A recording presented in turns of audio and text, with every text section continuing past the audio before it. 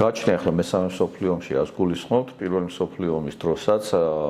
მასში მონაწილე ადამიანებს წარმოდგენა არ ჰქონდათ, რომ მონაწილეობდნენ პირველ მსოფლიო ომში, მერე დაერქვა ისტორიკოსებმა დაარქვეს ეს პირველი მსოფლიო ომი და ასევე შეიძლება მომავალში დაერქვას ამასაც მესამე მსოფლიო ომი, ოღონდ არა მხოლოდ აი დღეს რაც ხდება, იმიტომ რომ პირველ მსოფლიო ომსაც, მეორე მსოფლიო ომსაც და ამ მსოფლიო ომებს აქვს ხოლმე სხვადასხვა ფრონტის, მსოფლიოს სხვადასხვა კუთხეში ფრონტის ხაზი, სხვადასხვა ფრონტის ხაზი. თუ ეს და შეიძლება შეფასდეს მესამე მსოფლიო ომად, ეს ალბათ იყო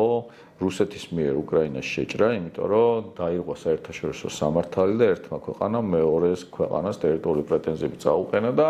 ამ შემთხვევაში დაიწყო ქმედებებიც და რუსეთის მოკავშირედ ამ ომში გამოდის